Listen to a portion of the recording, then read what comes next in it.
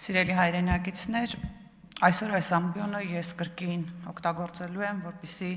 ձեր ուշադրությունը հրավիրեմ ժողովրդավարության ապականման հետ, որ տեղի է ունենում մեր երկրում։ Այդ մասին խոսեցին իմ գործընկերները, բայց այդ մասին ուզում եմ խոսել նաև ես։ Գիտեք, եթե ես 3 ելույթ ունենայի, ապա պետք է ասեի, որ Հայաստանի Հանրապետությունում կա 20-ից ավելի քաղբանտարկյալ։ Այսօր ցավով պետք է ասեմ, որ Հայաստանի Հանրապետությունում կա 40-ից ավել քաղբանտարկյալ։ 3 քաղբանտարկյալների շարքերը լրացրեցին բազմաթիվ գյումրեցի մեր հայրենակիցներ, ովքեր դուրս են եկել իրենց անհամաձայնությունը հայտնելու այս իշխանության կապրիզներին։ Բայց վերջիններս իհարկե հայտնվեցին բանտում, ինչպես դա սովորաբար լինում է։ Ես վստահ եմ այստեղից հաջորդող ելույթների համար կամ ժամանակ կամ այլ ամբիոններից ասելու եք Հայաստանում քաղբանտարկյալներ չկա, այդ մարդիկ հանցագործություն են գործել, դրա համար էլ հայտնվել են բանտերում եւ այլն։ Ուզում եմ ձեզ համար ընթերցել ԵԽԽՎ-ի 1900 բանաձևը, որպեսզի ինքներդ էլ համոզվեք, սիրելի հայրենակիցներ, թե որ բանտերում գտնվող 40-ից ավելի մեր հայրենակիցները իրապես քաղբանտարկյալներ են։ Ուրեմն բանաձևը նշում է, որ քաղբանտարկյալ են հանդիսանում այն անձինք, նրանց կարգավիճակը հավաստվում է, երբ կալանավորումն իրականացվել է Մարդու իրավունքների Եվրոպական կոնվենցիայի եւ նրա արձանագրությունների մեջ արտացոլված հիմնարար երաշխիքների,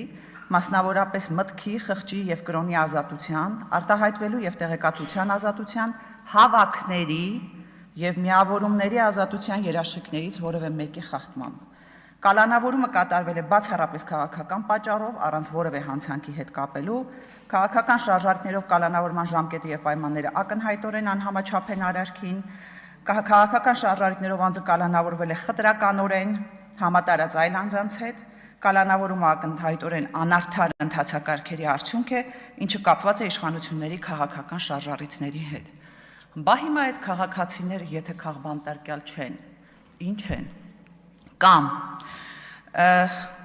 այստեղի ամբիոնից, այս ամբիոնից 3 падգամավորներից մեկը ասում է,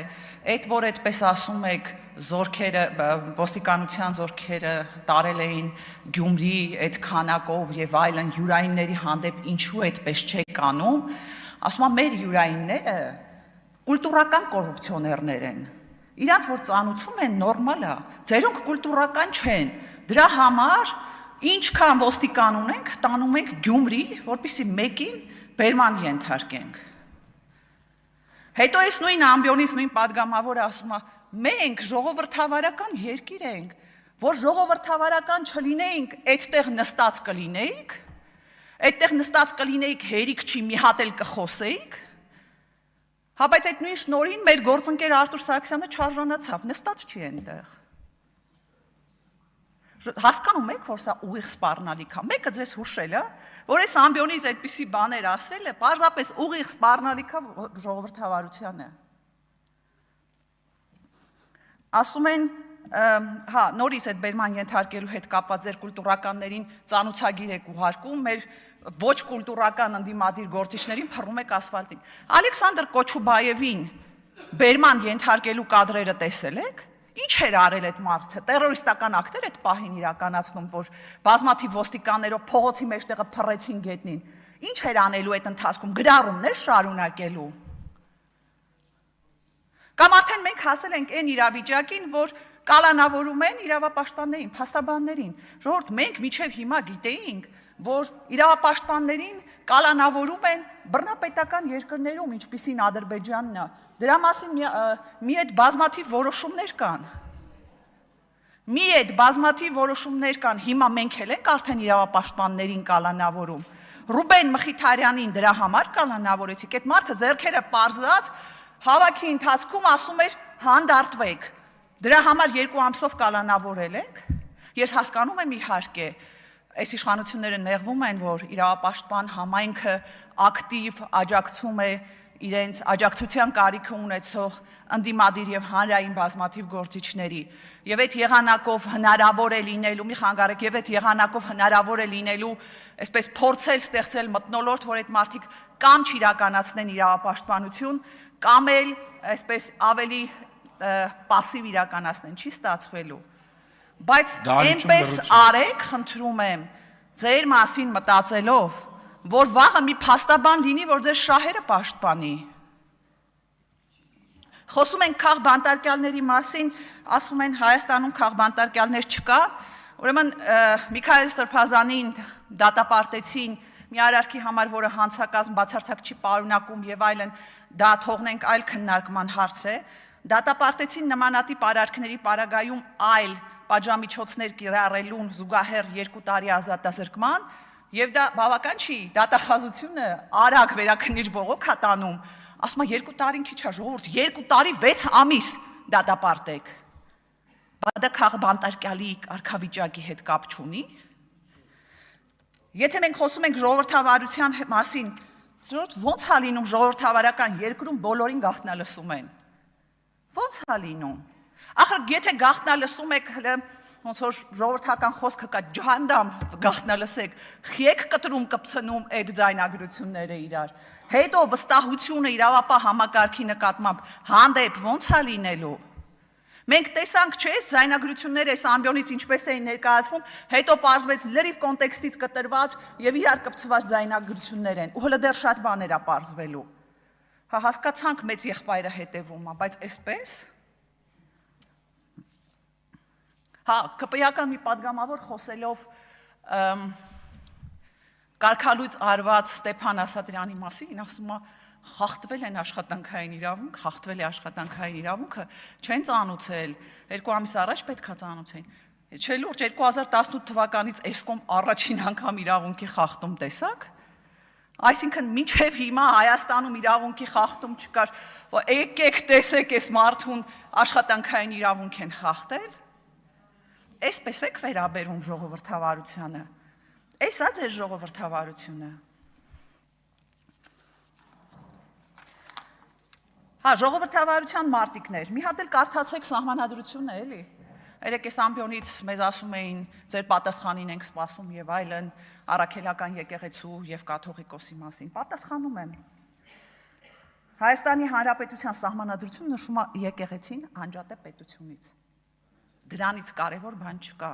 Դուք էլ եք ասում եւ ամեն օր, ամեն վարքյան փորձում եք խառնվել եկեղեցու գործերին։ Հայաստանի Հանրապետության եւ Հայաստանյաց առաքելական Սուրբ եկեղեցու հարաբերությունների մասին օրենքի 2-րդ հոդվածի 2-րդ մասը կարդացեք, ասում է, որ Հայաստանի Հանրապետությունը ճանաչում է Հայաստանյաց առաքելական Սուրբ եկեղեցու ինքնակառավարում իր նվիրապետության սահմաններում։ Այս կարդացեք, հետո խոսացեք աշխատանքային խախտող իրավունքների մասին։ Գիտեք, դուք չեք պատկերացնում ապօրինությունների ինչ հրեշավոր մեքենա եք ստեղծել գործի դրել, բայց այնպես արեք, որ այդ ապօրինությունների մեքենան վաղը ձեր դեմ չաշխատի։ Ես վստահեցնում եմ, վաղը եթե ձեր հանդեպ լինի որևէ քրեական գործ, ես նույնպես պայքարելու եմ, որ ձեր գործի քննությունը լինի օրինականության շրջանակներում, բայց վստահ չեմ, որ կստացվի, որովհետև շատ դժվար է լինելու կտրել այս տարիների ընթացքում ստեղծված ապօրինությունների շղթան։ Վստահ եմ, շատ դժվար է լինելու։ Հիմա սիրելի հայրենակիցներ, գիտեք, մենք ամբողջ օրը հետևում ենք ձերբակալություններին, կալանավորումներին, այս կամ այն քննիչի, դատախազի, կամ գլխավոր քննիչի, գլխավոր դատախազի, գլխավոր վարակաբանի, գլխավոր ամեն ինչի հայտարարություններին ու գործողություններին, հետևում ենք դատավարություններին ու ստիպված սահմանափակում ենք այդ իրականությամբ, բայց ցավոք սրտի մեր իրականության պարամետրերը եւ իրական վիճակը բոլորովին այլ է եւ մենք ունենք խորքային խնդիրներ ու ձախողումներ բազմաթիվ ոլորտներում։ Արտաքին պարկ, արտահանման, բեռնափոխադրման խնդիրներ, առողջապահության, սոցիալական խնդիրներ, հանցավորության աճ, ու դա շատ լավ գիտեն եւ ԿՊ նախագահը, եւ այստեղ նստած ԿՊ-ականները, եւ նախարարները, բայց օրինակ ինչով է զբաղված էկոնոմիկայի նախարարը, ստատուս է գրում։ Լավ, այս երկրի կառավարումը ստատուսներով եք իրականացնելու, մի օր դա կոտրվելու է։ Սիրելի հայրենակիցներ, մեր երկիրը վաղուց արդեն հատել է նախկինի եւ ներկայի հակադրման գիծը։ Հայաստանի խնդիրն արդեն ճիշտ ապագա ձևակերպելու մեջ է։ Ճիշտ ապագան ազնիվ լինելն է եւ գրագետ մոտեցումներն ու ծրագրերն են։ Այս առումով ես ուզում եմ ողջունել սկիզբ առնող բոլոր շարժումները, նախաձեռնությունները, մեր ձևով առաջարկ Հայաստանին միասնության թևեր, նոր շարժումներ կլինեն, նոր միավորումներ կլինեն, Եվ դա շատ կարևոր է, որովհետև հանրության նոր շերտեր մտնում են մեր ապագայի ձևակերպման process-ի մեջ։ Ես վստահ եմ, որ հնարավոր է լինելու հաղթահարել այն բոլոր խորքային խնդիրները, որ կան մեր երկրում։ Ես վստահ եմ, որ մենք միասին կարողանալու ենք հաղթահարել բոլոր ապօրինություններն ու հակաիրավականությունները, որ այս իշխանությունը բերել է մեր երկրի գլխին։ Աննա Գրիգորյան,